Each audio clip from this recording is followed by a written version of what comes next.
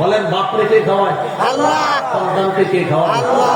এক জায়গায় বলছে নাহনু নারযুকুহুম ওয়া ইয়্যাকুম, সন্তানদেরকেও আমি রিজিক দেই, তোমাদেরকেও আমি রিজিক দেই। আরেক জায়গায় বলছে নাহনু নারযুকুকুম, তোমরা যারা বাবা তোমাদেরকেও আমি রিজিক দেই, ওয়া ইয়্যাহুম, সন্তানদেরকেও আমি রিজিক দেই। ক্বালা সুম্মা আইয়ুন ইয়া রাসূলুল্লাহ, হুজুর এরপর সবচেয়ে বড় পাপ কোনটি? ক্বালা আন তুযানি হালিলাতা জারিকা, তুমি তোমার প্রতিবেশীর স্ত্রীর সাথে ব্যভিচার করা এরপর সবচেয়ে বড় পাপ। প্রতিবেশীর স্ত্রীর সাথে ব্যভিচার করা, প্রতিবেশীর স্ত্রী এলাকায় আমার তার দিকে খারাপ দৃষ্টি না দেওয়া প্রতিটা মুসলমান যুবক ছোট বড় সবার দায়িত্ব কর্তব্য। এই এলাকার একটা অন্যের স্ত্রী তার দিকে যেন কেউ খারাপ দৃষ্টি না দেয়, এটা ছিল এলাকাবাসীর দায়িত্ব কর্তব্য।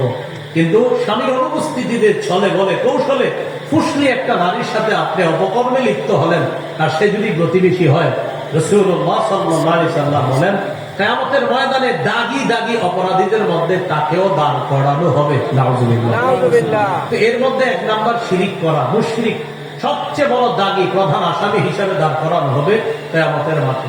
আল্লাহ শিরকি কথা কর্ম আকীদা থেকে আমাদেরকে হেফাজত করুন।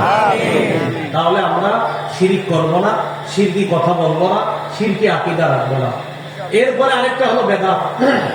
কি বলেন তো? বেদাত। এখন আবার বেদাত কিভাবে করে মানুষ মানে করে বেদাত? ইমাম সাহেব যখন বলে ভাই এটা বেদাত, তখন ইমাম সাহেবকে বলে হুজুর করলে তো মজা লাগে, একটা হিট আছে মনের মধ্যে, এটা করলে কি আছে পরে বেদাত। কিন্তু হুজুর যখন বলে খতিব সাহেব বুঝায় ভাই এটা বেদাত, হুজুরে কোনো একটা হিট আছে। ওই কেমন হিট আছে? ওইটা করলে একটা আবেগ কাজ করে, শরীরে একটা হিট আসে, একটা মায়া আসে, একটা মহব্বত আসে, এরপর চোখের পানি আসে, করে বেদাত। তো এই যাদের চোখের পানি এসে যায় বেদাতগিরি করার পরেও, তারা একটা বর্ণনা শোনেন।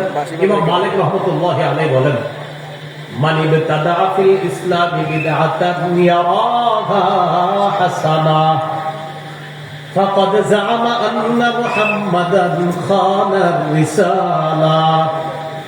যে ব্যক্তি বেদাতি কর্মকাণ্ড করে আর এটাকে যদি সে উত্তম মনে করে, ভালো মনে করে, কোন ব্যক্তি একটা বেদাতি কাজ করলো আর এটাকে যদি সে ভালো মনে করে, সে কেমন যেন আল্লাহ রাসূলের দায়িত্ব পালনের উপরে সে অভিযোগ তুলে বলতে চায় যে নবী মুহাম্মদ সাল্লাল্লাহু আলাইহি সাল্লাম তার নবুয়তের দায়িত্ব পালনে ত্রুটি করে রেখেছে।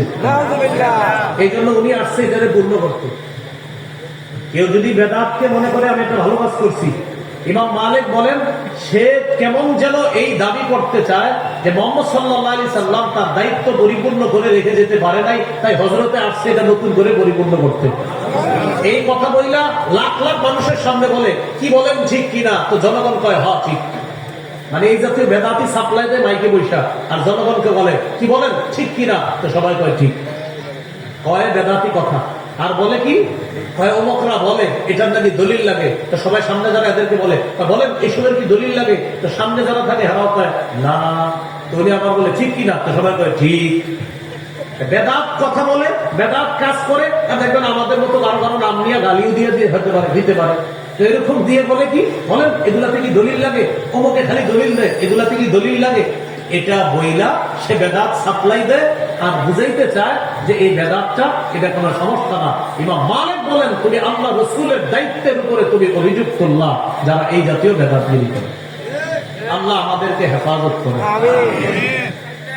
বেদাতি কর্মকাণ্ডের ব্যাপারে রাসূলুল্লাহ সাল্লাল্লাহু আলাইহি সাল্লাম হাদিস থেকে আমাদেরকে বেদাত শিখিয়ে দেয়। সহিহ বুখারীর 2697 নম্বর হাদিস। হাদিসের বর্ণনাকারী আম্মাজান আয়েশা সিদ্দিকা রাদিয়াল্লাহু তাআলা আনহা।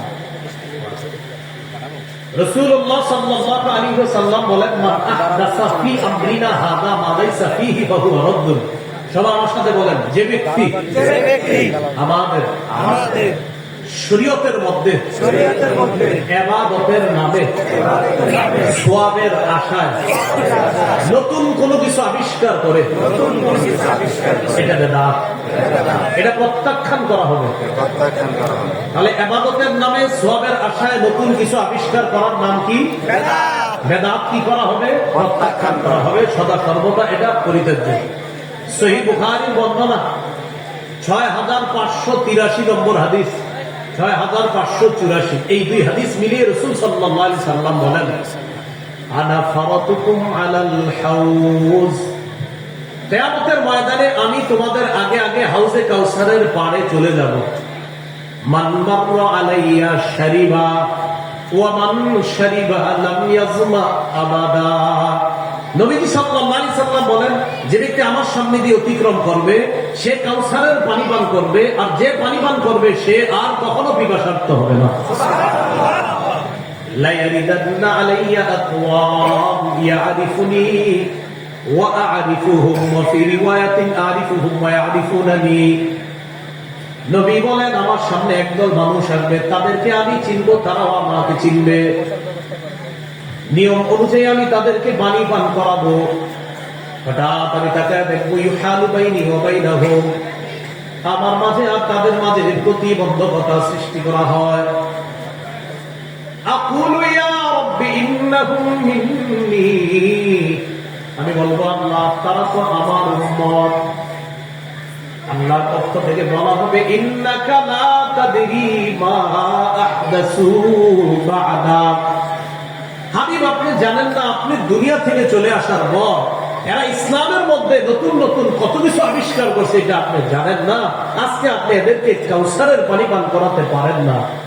যেই নবী একটু আগে কাউসার পান করাইতে চায়, সেই নবী বলবেন, সুহকান সুহকান লিমান গায়্যারা বা'দি, আমার পরে যারা ইসলামকে শরীয়তের পরিবর্তন করে ফেলেছে, আমার সামনে থেকে দূর হও, দূর হও, আমি তোমাদের চেহারাও দেখতে চাই না। বলি না আউযুবিল্লাহ।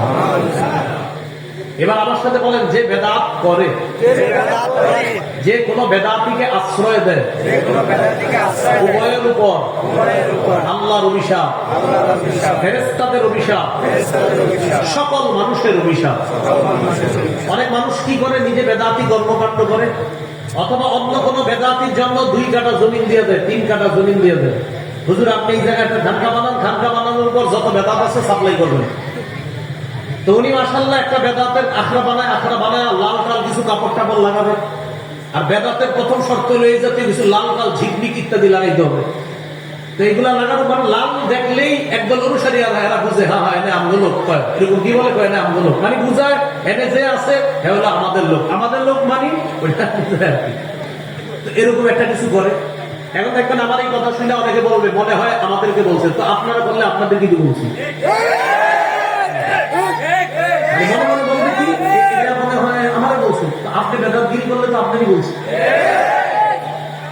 আজিব মস্তিষ্ক সভা, বুঝছেন? দেখবেন চায়ের দোকানে গিয়ে দেখেন বলতেছে, হুজুর এটা মিষ্টি না আমারে বলছে। জি ভাই, বেদাতগিরি আপনি করলে আপনারই বলছে। রাসূলুল্লাহ সাল্লাল্লাহু আলাইহি সাল্লাম কি বলে দেখেন, সহিহ বুখারীর বর্ণনা 3172 নম্বর হাদিস। قال رسول الله صلى الله عليه وسلم من أحدث فيها حدثا أو آوى محدثا فعليه لعنة الله والملائكة والناس أجمعين। যে ব্যক্তি নিজে বেদাতি কর্মকাণ্ড করে, যে ব্যক্তি কোন বেদাতিকে আশ্রয় প্রশ্রয় দেয়, তার উপর আল্লাহর অভিশাপ, ফেরেশতাদের অভিশাপ, সকল মানুষের অভিশাপ।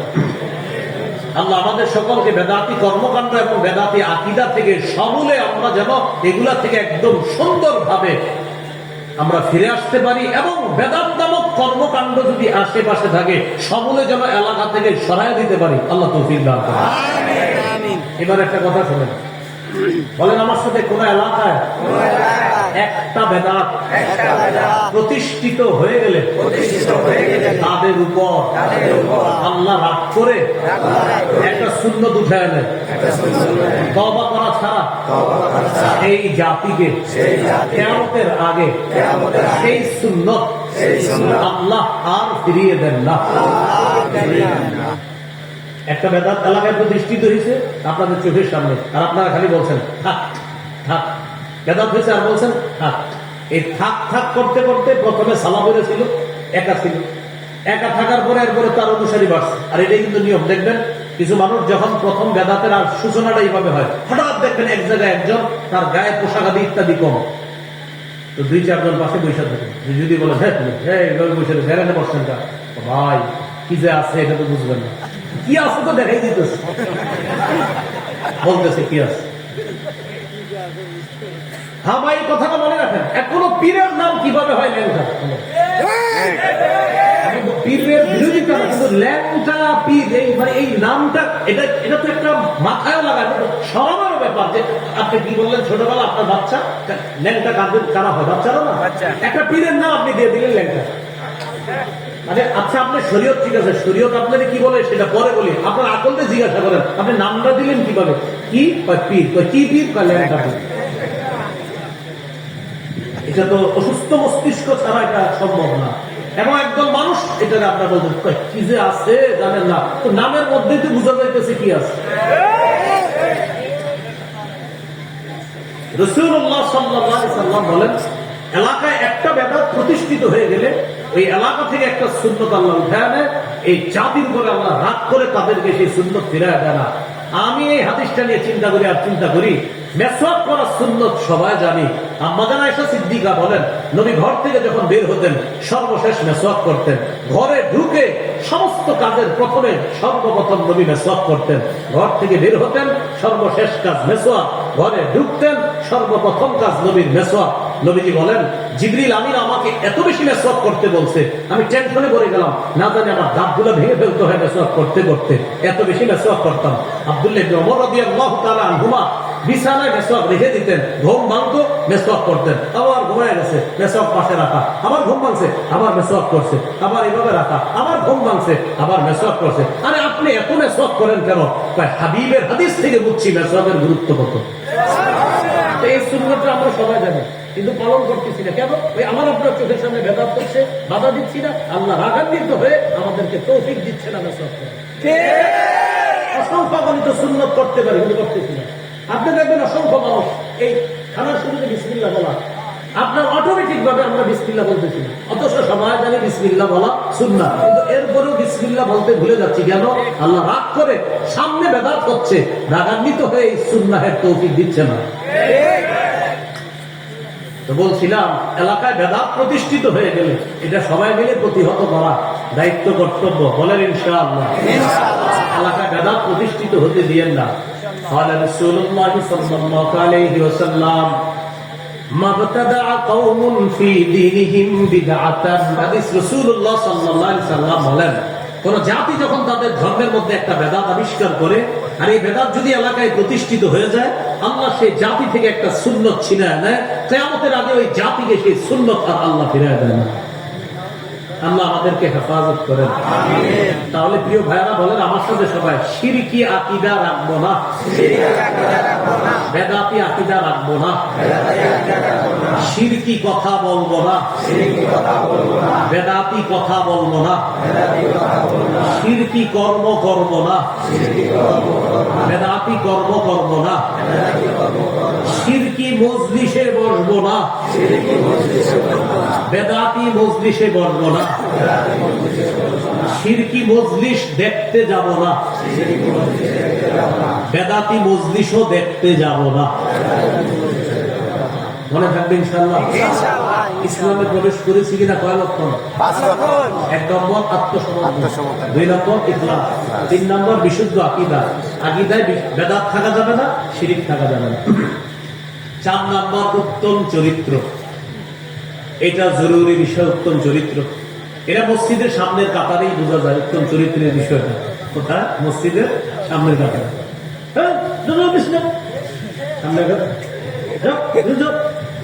আপনি পিছিয়ে যাওয়াটা তো এইভাবে বলতে পারেন, তুমি একটু পিছনে যাও। তা আপনি এমন ভাবে বলছেন এই ছেলেটারে বয়স 10-12 বছর, তো হয়তো দৌড় দিয়ে সামনের কাতারে চলে গেছে। ঠিক আছে, মুরব্বী বলছে এইভাবে, তো বলতে পারতেন বাবা তুমি পিছনে যাও, আর একজন বড় মানুষ সামনে যাও।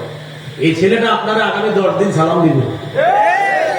আর ওই যে যখন এইভাবে বলবেন যাও পিছনে যাও, আগামী 10 দিন তো সালাম দিবেই না, ওর আম্মা রেখে বলবে আম্মা এই মসজিদে যাবো না।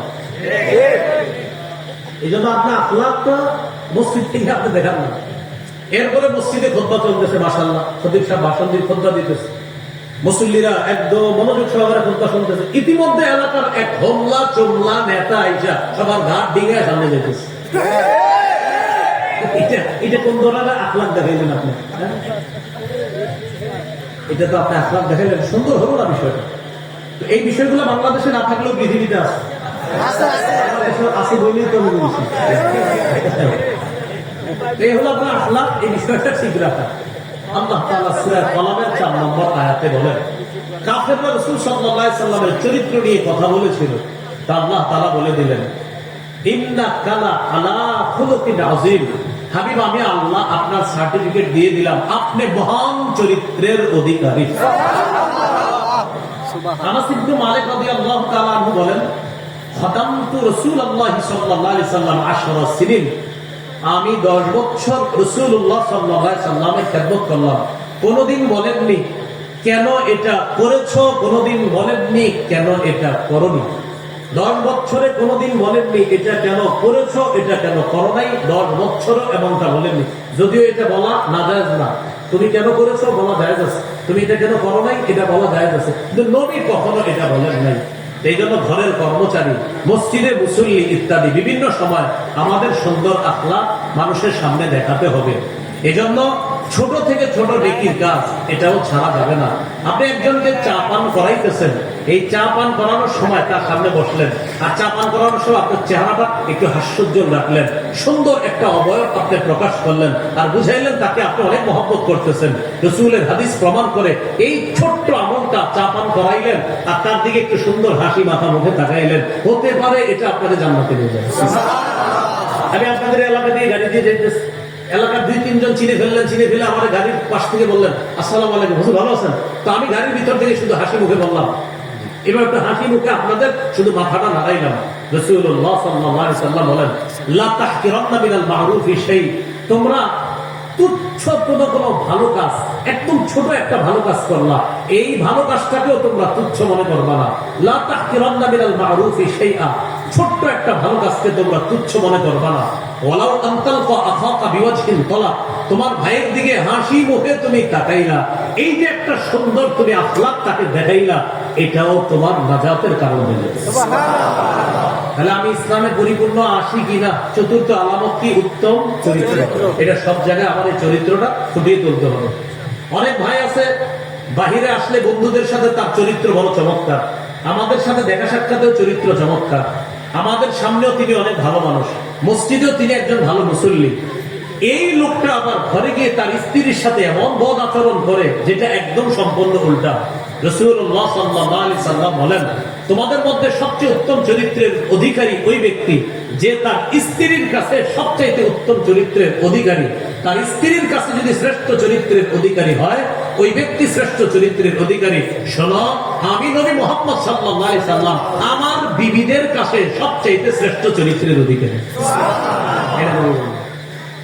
এগুলো 4 নম্বর। 5 নম্বর বলেন লেনদেনে স্বচ্ছ থাকা। এটা একটা জরুরি বিষয়, লেনদেনে স্বচ্ছ থাকা। এই বিষয়টা আপনি বাজার সদাই করেন, মুআমালাত মুআশারাত, এই বিষয়গুলা স্বচ্ছ রাখা। কারোর সাথে আপনি ঋণ নিলেন, বললেন 7 দিন পরে দিয়ে দিব, তো এইগুলা ওয়াদাগুলা ঠিক রাখা, এই লেনদেন গুলা স্বচ্ছ থাকা। তাহলে বলেন তো বর্তমানে আমাদের করণীয় কয়টা? করণীয় কয়টা? 1 নম্বর কোথায় প্রবেশ করা? পরিপূর্ণ প্রবেশ করেছি কিনা? কয় আলামত? আল্লাহ আমাদের সকলকে এই 5টি আলামত গ্রহণ করে ইসলামে পরিপূর্ণ ভাবে প্রবেশ করার তৌফিক দান করেন। 2 নম্বর মনে আছে কারো? না। 2 নম্বর করণীয় আল্লাহর দ্বীনের সহযোগী হওয়া। আল্লাহর দ্বীনের সহযোগী নয় কাজের দ্বিতীয় কাজ, আল্লাহর দ্বীনের সহযোগী হওয়া। আল্লাহ তাআলা সূরা মুহাম্মদের 7 নম্বর আয়াতে বলেন, ইন তানসুরুল্লাহ। যদি তোমরা আল্লাহকে সাহায্য করো, মানে আল্লাহর দ্বীনকে সাহায্য করো, ইয়ানসুরকুম, আল্লাহ তোমাদেরকে সাহায্য করবেন। মনে রাখবেন, আল্লাহর একটা অলঙ্ঘনীয় মূলনীতি হলো আল্লাহর দ্বীনের সহযোগিতা যারাই করবে আল্লাহ তাদেরকে সাহায্য করবে। এটা একটা অলঙ্ঘনীয় মূলনীতি, যে মূলনীতিতে কোন রকমের লঙ্ঘন হবে না। আপনি আল্লাহর দ্বীনের সহযোগী হবেন তো আল্লাহ নিশ্চিত আপনাকে সাহায্য করবেন। শুধু কি সাহায্য, ওয়াইসাব্বিত আকদামাকুম, মরণ পর্যন্ত যতদিন দ্বীনের সহযোগী করবেন, সহযোগী থাকবেন, আল্লাহ আপনাকে হেদায়েতের উপর অটল রাখবে, আপনার পাগুলা ইসলামের উপর আল্লাহ মজবুত রাখবে। সূরা হজের 39-40 নম্বর আয়াতটা শুনি। সাহাবায়ে কেরামকে মক্কা থেকে বের করে দিয়েছে, হিজরত করে তারা চলে গেলেন মক্কায়। তো মক্কার মসজিদ থেকে আপনি যখন বের হবেন, বের হয়ে দেখবেন একটা রাস্তা আছে, ইব্রাহিম খলিল রাস্তা। আরেকটা রাস্তা আছে শারিউল হিজরা, হিজরা রোড, এটাকে বলে হিজরতের রাস্তা। এই রাস্তাটায় যে আমি কতবার গেছি, শুধুমাত্র এই কারণে খালি রাস্তাটায় যেতাম আর আমি ভাবতাম আমাদের নবী ঠিক এই রাস্তাটা দিয়ে হিজরতে বেরিয়েছে। রাস্তা দিয়ে হিজরতে কিন্তু আপনি বের হয়েছে কিভাবে মনে করেন, এইভাবে বের হয়ে, নবী কিন্তু যাবে এই দিকে না, নবী যাবে ওই দিকে, কথার কথা, কিন্তু বের হয়েছে এই দিক দিয়ে, বের হয়ে ওই দিক দিয়ে ঘুরে আবার ওই দিকে গেছে। এই হিজরা রোডটা এইভাবে, আমি ওখানে গেলে আপনাদেরকে একটা সুন্দরভাবে দেখে দিতে পারতাম যে ঠিক এই দিক দিয়ে গিয়ে এইভাবে গিয়ে গিয়ে এইভাবে আল্লাহ রাসূল আমার মদিনার দিকে রওনা করছে। এই যে শারিউল হিজরা, হিজরা রোড, এই রাস্তাটা যখন আপনারা হজ উমরায় যাবেন, ওখানে গিয়ে শুধু হজ উমরা করবেন, করার পরে কি করে সব দেখি খালি মার্কেটে ঘুরে, এটা না করে একটু ভাববেন, এলাকায় হাঁটবেন আর চিন্তা করবেন। যাও ওমর সিদ্দিকের ঘর বাড়ি ছিল এখানে, ওমর ফারুক রাদিয়াল্লাহু তাআলা আনহুর ঘর বাড়ি ছিল, ওসমান গনির ঘর বাড়ি ছিল, আমার নবীর ঘর বাড়ি ছিল। এই বিষয়গুলো চিন্তা করবেন আর মাথায় আনবেন, আরে না জানে আমার নবীর জায়গাটায় কারো দোকান, আবু বকর সিদ্দিকের জায়গায় কারো দোকান, ওমর ফারুকের জায়গায় কারো দোকান। এইগুলো চিন্তা করবেন আর ভাববেন যে তারা নবীরে কতটা মহব্বত করত যে নিজেদের ধন সম্পদ সবকিছু ছেড়ে হিজরত করে মক্কা থেকে মদিনা চলে গেছে। 13 বছর মার্কিস শুধু সহ্য করছে। সহ্য করার পর যখন মদিনায় গেছে, আল্লাহ তাআলা বলে দিলেন, أذن للذين يقاتلون بأنهم ظلموا وإن الله على نصرهم لقدير। যাদেরকে অত্যাচার করা হচ্ছে তারা মাজলুম, যাদেরকে অত্যাচার করা হচ্ছে তারা কি মাজলুম। 13 বছর অত্যাচার করা হয়েছে। কয় বছর? 13 বছর অত্যাচার করা হয়েছে সাহাবায়ে কেরাম। 15 বছর না, কিন্তু 13 বছর। 13 বছর অত্যাচার করা হয়েছে। তারা মাজলুম। আল্লাহ তাআলা বলেন তাদেরকে বের করে দেওয়া হয়েছে ঘর থেকে। আল্লাযীনা উখরিজু মিন দিয়ারিহিম বিগাইরি হক, তাদেরকে অন্যায়ভাবে ঘর থেকে বের করে দেওয়া হয়েছে। তাদের অপরাধ কি? ইল্লা আইয়াকুলু রাব্বুনাল্লাহ, তাদের অপরাধ তারা বলতো আমাদের রব আল্লাহ। অপরাধ কি? রব আল্লাহ। বাস এটাই অপরাধ করছে। কাফেররা বের করছে কেন? কি অপরাধে বের করছে? এরা কয় রব আল্লাহ। কি কারণে সাহাবীদেরকে বের করে দিছে? তারা বলে রব আল্লাহ। তো তোমরা কি কও? তো আমরা বলি আল্লাহ প্রধান আর আমাদের দেবদেবীরা হলো সহযোগী। নাউযুবিল্লাহ। আল্লাহ প্রধান, লাত ইজ্জাত মানাত, এরা হলো সহযোগী। আর সাহাবীরা তারা শুধু বলে রব আল্লাহ। তো এই জন্য বের করে দিছে। আল্লাহ বলেন 13 বছর সহ্য করছে। উজিনা, এবার জিহাদের অনুমতি দেওয়া হয়েছে। কিসের অনুমতি দেওয়া হয়েছে? এরপরে 40 নম্বর আয়াতে আল্লাহ অলঙ্ঘনীয় সেই মূলনীতিটা আল্লাহ বলে দিচ্ছেন, ওয়ালা ইয়ানসুরান্নাল্লাহু মাইয়ানসুরুহু, যে ব্যক্তি আল্লাহকে সাহায্য করবে, আল্লাহ দ্বীনের সহযোগী হবে, তারা সংখ্যায় যদি 313 হয়, অবশ্যই আল্লাহ তাদেরকে সাহায্য করবে। সুবহানাল্লাহ। সংখ্যায় যদি কম হয়, আল্লাহ তাদেরকে কি করবেন? হ্যাঁ, এটা হলো আল্লাহর অলঙ্ঘনীয় বিধান। প্রিয় ভাইরা, সংখ্যায় যদি কম হন, যে আল্লাহর দ্বীনের সহযোগী হন, আল্লাহর ওয়াদা, আমি আল্লাহ তোমাদেরকে সাহায্য করব। তাহলে কি শিখলাম আমরা? আল্লাহর দ্বীনের সহযোগী হওয়া, এটা হলো বর্তমান পরিস্থিতিতে আমরা মুসলমানদের দ্বিতীয় কাজ। 3 নম্বর কাজ বলেন ভাতৃ প্রেম বাড়িয়ে দেওয়া। ভাতৃত্বের সম্পর্ক বাড়ানো। কে মাযহাবি, কে লামাযহাবি, কে ওয়াহাবি, কে সুন্নি, আপাতত এই বিষয়টা বাদ দিয়ে সবাই ওনারা মজবুত করে নেবে।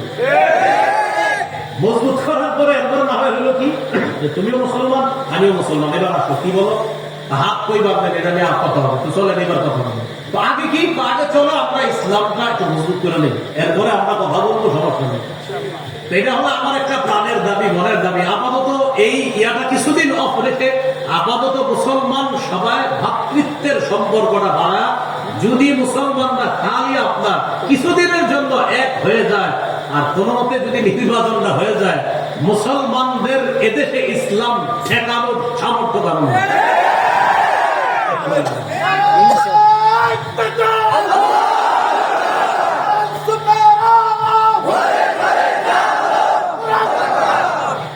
এখন আমরা এই এক হওয়াটা, এটা কিন্তু কুফরি শক্তিরা চায় না।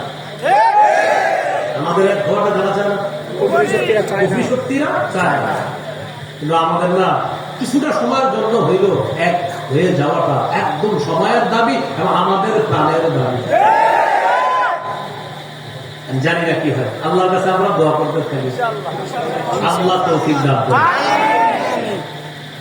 এই হলো আপনার 3 নম্বর, ভ্রাতৃত্বের সম্পর্ক বাড়িয়ে দেওয়া। আপনি কে? আমার ভাই। আমি কে? আপনার ভাই। আপনারা কে? আমার ভাই। আমি কে? আপনাদের ভাই। আপাতত এই পরিচয়টা কিছুদিন এক হয়ে যাবে। এটা আমরা সূরা হুজুরাতের 10 নম্বর আয়াতে বলেছি, ইন্নামাল মুমিনুনা ইখওয়া, মুমিনরা পরস্পর ভাই ভাই। মুমিনরা পরস্পর কি? ভাই ভাই। এবার একটা হাদিস বলি, হাদিসের অনুবাদটা আমরা সবাই করব। সহিহ মুসলিমের বর্ণনা 6435 নম্বর হাদিস। এই হাদিসের মধ্যে আসছে রাসূলুল্লাহ সাল্লাল্লাহু আলাইহি ওয়াসাল্লাম বলেন, লা তাহাসাদু ওয়ালা তানাজাশু ওয়ালা তাবাগদু ওয়ালা তাদাবারু ওয়ালা ইয়াবি'বাদুকুম আলা বাই'i বাদিন। বলেন সবাই, তোমরা পরস্পর হিংসা করো না, তোমরা পরস্পর ঝগড়া করো না, পরস্পর বিদ্বেষ পোষণ করো না, একে অপরের ক্ষতি করার জন্য আড়ালে শত্রুতা করো না।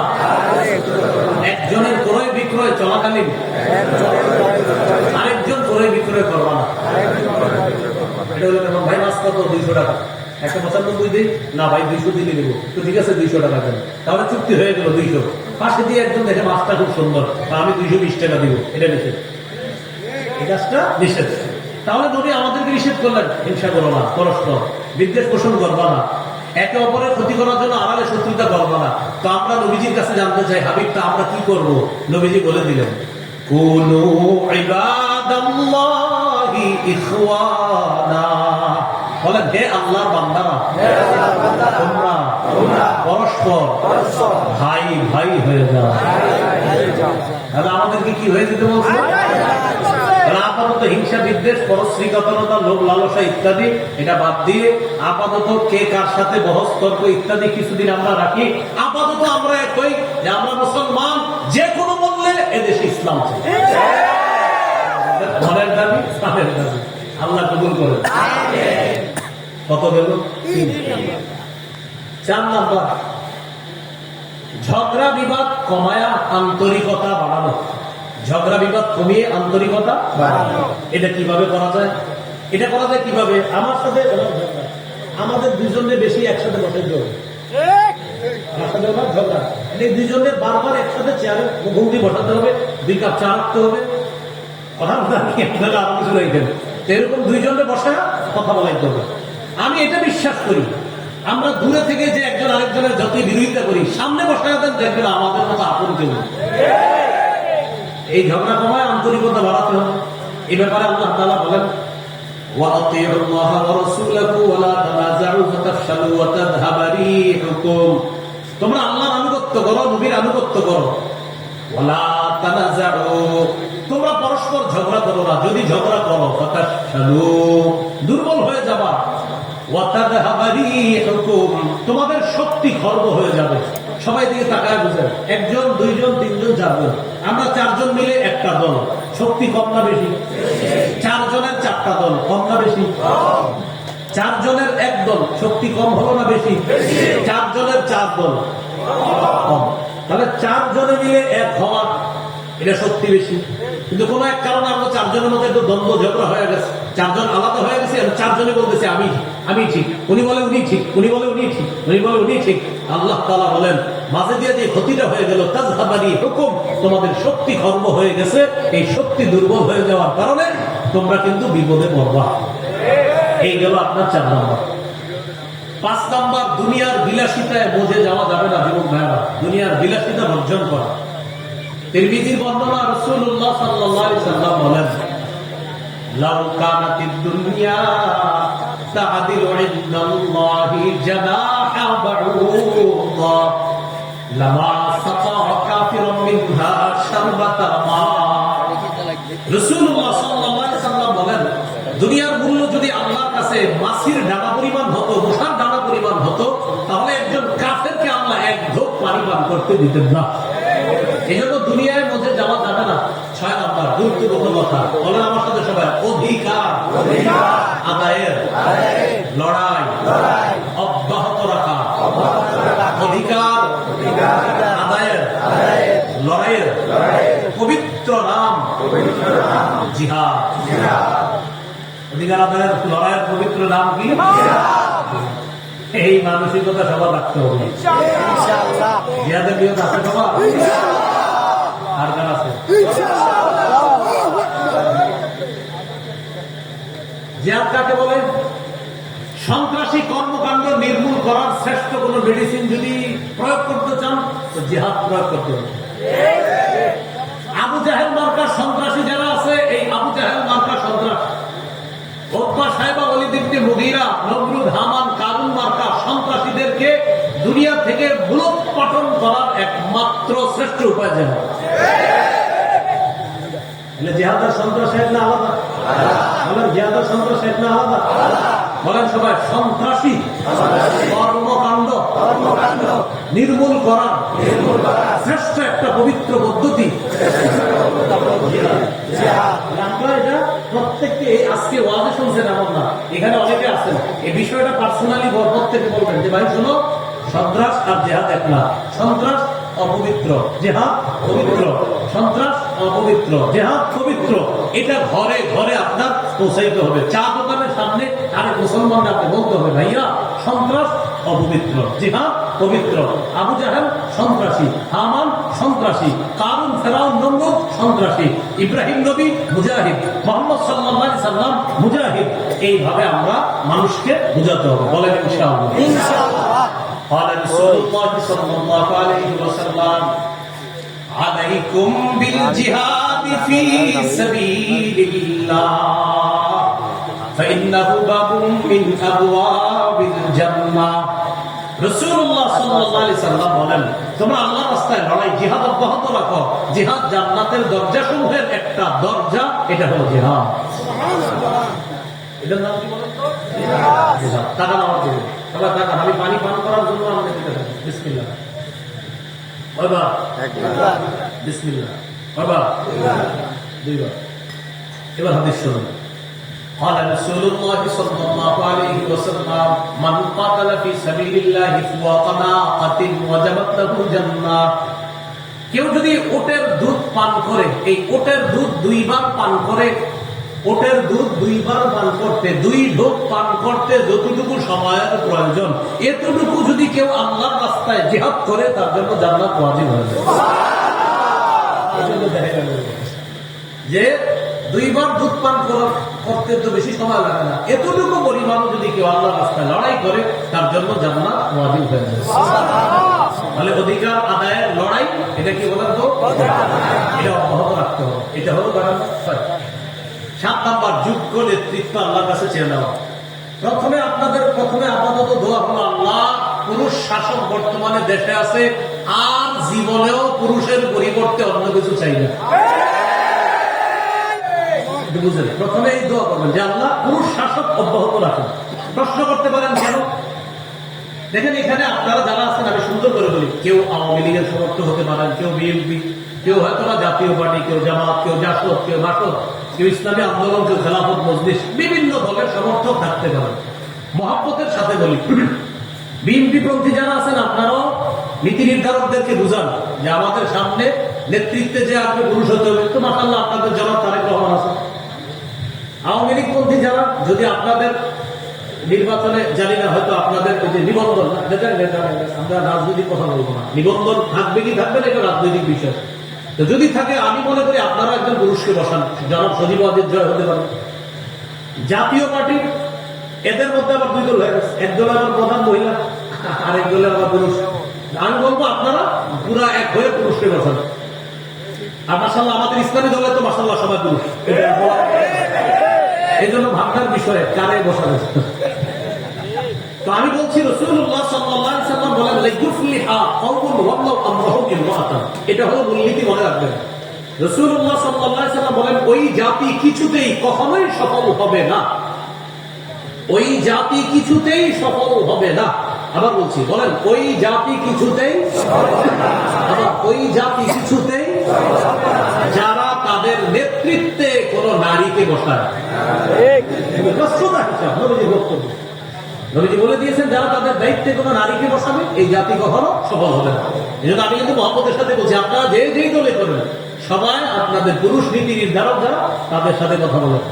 আমি রাজনীতি বক্তব্য পারিও না, বলবেও না, কিন্তু আমি শুধু বললাম পরামর্শ হিসাবে, যদি সফলতা চান পুরুষ লাগবে। এটা রাসূল সাল্লাল্লাহু আলাইহি সাল্লামের মূলনীতি। সফলতা চাও তো এই জাতি কিছুতেই সফল হবে না যদি তারা তাদের নেতৃত্বে কোন নারীকে বসায়, তারা কখনো কি হবে না, সফল হবে না। আল্লাহ আমাদের সকল যে কথাগুলা বুঝে শুনে আমল করার তৌফিক দান করেন। এবার পুরুষ যে শাসকটা হবে আল্লাহর কাছে দোয়া করতে হবে, আল্লাহ এমন একজন শাসক বানায় দেন যিনি মৌলিকভাবে আমাদের দেশে 4টি বিধান প্রথমে বাস্তবায়ন করবে। 4টি বিধান বাস্তবায়ন করবে। আল্লাহ তাআলা বলেন, আল্লাযীনা ইম্মাক্কানাহুম ফিল আরদ আকামুস সালাত ওয়া আতাউয যাকাতা ওয়া আমারু বিল মা'রুফি ওয়া নাহাউ আনিল মুনকার। সূরা হজের 41 নম্বর আয়াত। আল্লাহ তাআলা বলেন, আমি যাদেরকে শাসন ক্ষমতায় বসাবো তাদের মৌলিক কাজ হবে 4টা। কয়টা? 4টা। বলেন, নামাজ কায়েম করা, যাকাত আদায় করা। যাকাতের বিধান যদি রাষ্ট্রীয়ভাবে চালু হয়ে যায়, সুদ সালাম দিয়ে ভাঙবে। আমি বড় বিপদে আছি। যাকাত যেভাবে শুরু হয়েছে আমি শুদ্ধ আর টিকতে পারি। 1 নম্বর নামাজ কায়েম করা, 2 নম্বর যাকাত বিধান পালন করবে, এটা হলো শাসকের দ্বিতীয় কাজ হবে। 3 নম্বর ওয়া আমারু বিল মা'রুফ, নেক কাজের আদেশ করবে। 4 নম্বর ওয়া নাহাউ আনিল মুনকার, অসৎ কাজ থেকে নিষেধ করবে। এই হবে শাসকের 4টা কাজ। তো অসৎ কাজ থেকে নিষেধ করবে, এখানেই তো সব আইসা যায়, এখানে আপনার সবকিছু এসে যায় যে কোন ধরনের দুর্নীতিকে যিনি প্রশ্রয় দিবেন না এমন একজন শাসক হবে। তাহলে আমরা আল্লাহকে আজকে থেকে আমি যত মাহফিলে যাইতেছি, প্রায় মাহফিলে বা প্রায় জায়গায় ওয়াদা করাইছে, ভাই আল্লাহর কাছে ডেলি প্রতিটা মুসলমান 2 রাকাত নামাজ অতিরিক্ত সালাতুল হাজত এই নিয়তে পড়বেন, আল্লাহ মরণের আগে যেন এদেশে কোরআনের আইন দেখে যেতে পারে। 2 রাকাত নামাজ এই নিয়তে পড়বেন মুসলমান হিসাবে। আমার ধর্মীয় গ্রন্থ কোরআন আমি আল্লাহর কাছে দোয়া করবো, আল্লাহ কোর্ট, সুপ্রিম কোর্ট, হাইকোর্ট, জজ কোর্ট, সংসদে আল্লাহ কোরআনের বিধান এটা দেখতে চাই। এখন আপনার হিন্দু বন্ধু কলিগ যারা চাকরি করে তাদেরকে বুঝাইতে হবে। তারা বলবে, আচ্ছা তুমি যেহেতু ইসলামের জন্য দোয়া করো, কি হবে বলো তো? বলবেন, ইসলাম যদি জিতে যায় আমিও নিরাপদ, তুমিও নিরাপদ। হিন্দু কি বলতে হবে? ইসলাম জিতে গেলে আমিও নিরাপদ, তুমিও নিরাপদ। এই বিষয়টা অমুসলিমদেরকে আমরা মুসলমানরা বোঝাতে হবে। হিন্দু, বৌদ্ধ, খ্রিস্টান সবাই ইসলাম যদি কায়েম হয় সবাই নিরাপদ থাকবে। যার প্রমাণ বন্যায় অসংখ্য অগণিত অমুসলিম মসজিদ মাদ্রাসায় আসবে। আল্লাহ কথাগুলো বোঝার তৌফিক দান করেন। এগুলো 7 নম্বর। 8 নম্বর সুরা ব্যবস্থা। সুরা ব্যবস্থা, পরামর্শ করে কাজ করা, এটা খুব জরুরি। যেমন উপদেষ্টা মন্ডলী এখন যারা, তারা দেখা যাইতেছে মাসে মাসে ওই রাজনৈতিক দলগুলোর সাথে পরামর্শ, এটা একটা ভালো দিক। তারা যে পরামর্শ করে এটা একটা ভালো দিক। পরামর্শে অনেক কিছুর সমাধান আসে, এই পরামর্শ এটা জরুরি। বাকি পরামর্শ সুরা ব্যবস্থা, এটা ইসলামে একটা সুরা ব্যবস্থা। এই বিষয়ে কথা বলা দরকার সবাই, যে সুরা জিনিসটা কি। খতিব সামনে জিজ্ঞাসা করবেন সুরা জিনিস কি, এই বিষয়গুলো বেশি বেশি আলোচনা হওয়া দরকার, এগুলো বোঝা দরকার। আল্লাহ তাআলা বলেন, শাবিরহুম ফিল আমর, নবী আপনি তাদের সাথে যে কোনো বিষয়ে পরামর্শ করেন, পরামর্শ করার পর ফাইদা আযামতা, আপনি যখন দৃঢ় প্রতিজ্ঞা করে ফেলবেন, ফাতাওয়াক্কাল আলাল্লাহ, তখন আল্লাহর উপর ভরসা করবেন। তাহলে 8 নম্বর সুরা ব্যবস্থা, এটা জোরদার করা। আর এই বিষয়গুলো আমরা খুব গুরুত্ব সহকারে নেওয়া। শুধু দাওয়াত ও তাবলীগের সাথী ভাইরা পরামর্শ করে, মাশওয়ারা করে, মাশওয়ারা 5টা সুন্নতটা ঘরে ঘরে চালু করতে হবে। আপনারা পারিবারিক মিটিং গুলো করেন না, মিটিং এর নাম দিবেন মিটিং না, বলবেন সুরা, মাশওয়ারা। মাশওয়ারা দিবেন, যে ঘরে বলবেন আজকে আমাদের পারিবারিক মাশওয়ারা। তো মিটিংটা না বলে আমরা একটা ইসলামী শব্দ বলি, সমস্যা নেই, কি বলবো? মাশওয়ারা। আপনারা 4-5 ব্যবসায়ী একসাথে ব্যবসা করেন, তো বলবেন ভাই আগামীকাল আমরা 5 জন একসাথে বসতে হবে, কেন কোনো মিটিং আছে ভাই? এই যে এটা না বলে বলবেন ভাই কোনো মাশওয়ারা আছে? হ্যাঁ, আমাদের আগামীকালকে 5 জন ব্যবসায়ী একটা মাশওয়ারা আছে। আমি চাইতেছি ইসলামী এই যে আপনার কথাগুলা, এই ইসলামী শব্দগুলা, এটা মুসলমানদের মুখে মুখে উচ্চারিত হোক, এই শব্দগুলো। এগুলো 8 নম্বর। 9 নম্বর বলেন, শত্রুকে কোনোভাবেই বন্ধু ভাবার সুযোগ নেই। শত্রুকে বন্ধু বানানো যায় না। হ্যাঁ, মাঝে মাঝে অভিনয় করতে পারি আমরা, হ্যাঁ ঠিক আছে ঠিক আছে, তুমি এর মানে এরকম না যে তুমি আমার বন্ধু। রাসূল সাল্লাল্লাহু আলাইহি ওয়াসাল্লাম মদিনায় গেছেন, ইহুদিদের সাথে কিছু বিষয়ে চুক্তি করছিলেন, তোমাদের বিপদে আমরা পাশে দাঁড়াবো, আমাদের বিপদে তোমরা পাশে দাঁড়াবো। এর মানে কি তাদের ইহুদিবাদকে সমর্থন করা? হ্যাঁ, আমাদের শত্রু যারা তাদেরকে এরকম বলতে পারি মাঝে মাঝে, হ্যাঁ হ্যাঁ ঠিক আছে আপনাদের এই কাজ, এটা ঠিক আছে, এটা ঠিক না, ওটা ঠিক। মনে মনে রাখতে হবে চান্দু তুমি কিন্তু আমার শত্রু। কারণ আল্লাহ তাআলা সূরা মাইদার 51 নম্বর আয়াতে বলছে, ইয়া আইয়ুহাল্লাযীনা আমানু লা তাত্তাখিযুল ইয়াহুদা ওয়ান নাসারা আউলিয়া। হে ঈমানদারগণ, ইহুদি খ্রিস্টানদেরকে অভিভাবক রূপে গ্রহণ করো না, এদেরকে বন্ধু বানাও না। বা'দুহুম আউলিয়া উবা, তারা একে অপরের বন্ধু। সাময়িক সময়ের জন্য মনে হবে সে তোমার উপকার করতে চায়, মনে রাখবা তোমার উপকারের পিছনে সে হাজারটা ক্ষতি করতে চায়। আর কুফরু মিল্লাতুন ওয়াহিদা, সমস্ত কুফরি শক্তিগুলো এক, এটা মনে রাখতে হবে। কুফরি শক্তি যদি এক হতে পারে, আমরা সব মুসলমানরা কেন এক হতে পারবো? এই হলো 9 নম্বর কথা, যে শত্রুকে বন্ধু হিসাবে গ্রহণ করা যাবে না, শত্রুকে শত্রু মনে করতে হবে। বলেন তো আমরা এদেশে ইনশাআল্লাহ ইসলামী মূল্যবোধে ইসলাম কিভাবে সামনের দিকে এগিয়ে নেওয়া যায়, এজন্য আপাতত আমাদের মৌলিক কয়টা কাজ করতে হবে? 1 নাম্বার, পরিপূর্ণ কোথায় প্রবেশ করতে হবে? ইসলামে আমি পরিপূর্ণ প্রবেশ করেছি কিনা কয় লক্ষণ? 1 নম্বর আত্মসমর্পণ, 2 নম্বর 3 নম্বর বিশুদ্ধ আকীদা, 4 নম্বর আল্লাহ, 5 নম্বর লেনদেনে স্বচ্ছ থাকা, 9 কাজের দ্বিতীয় কাজ আল্লাহর দ্বীনের সহযোগী হওয়া, 3 নম্বর ভ্রাতৃত্বের সম্পর্ক জোরদার করা, বাড়ানো, 4 নম্বর ঝগড়া বিবাদ কমিয়ে আন্তরিকতা বাড়ানো, 5 নম্বর দুনিয়ার বিলাসিতায় মজে যাওয়া যাবে না, এটা বিসর্জন করতে হবে, 6 নম্বর অধিকার আদায়ের লড়াই, এটা জেনে বুঝে অব্যাহত রাখতে হবে, এটার নাম জানি কি? 7 নম্বর যোগ্য নেতৃত্ব আল্লাহর কাছে চেয়ে নেওয়া। বলেন তো কোন নেতৃত্বে কখনোই সফলতা হবে না? এটা মাথায় রাখতে হবে। এটা হলো আপনার 7 নম্বর। 8 নম্বর সুরা ব্যবস্থা। 9 নম্বর আমরা শত্রুকে শত্রুই ভাবতে হবে, বন্ধু ভাবার সুযোগ নাই। শত্রু যদি কখনো বন্ধুত্বের হাত বাড়ায়, সেখানে মনে মনে শত্রু রেখেই তার সাথে আমাদের কোনো কথা হতে পারে, বন্ধু ভাবার কোনো সুযোগ নাই। আল্লাহ আমাদের সকলকে এই কথাগুলো বুঝে শুনে, আমি কথাগুলো রাখলাম, ওলামা হযরতরাও শুনছেন, আপনারা এই 9টাকে ব্যাখ্যা করে আরো অনেক বড় কিছু করতে পারেন, কোনো সন্দেহে। তো আমার কাছে মনে হলো আর কি 9টা বিষয় গুরুত্ব দেওয়া, হতে পারে আরো বেশি কিছু আছে। আল্লাহ আমাদের সকলকে যে কথাগুলো শুনলাম বললাম আমল করার, আমরা তো উঠবো না, আমল করার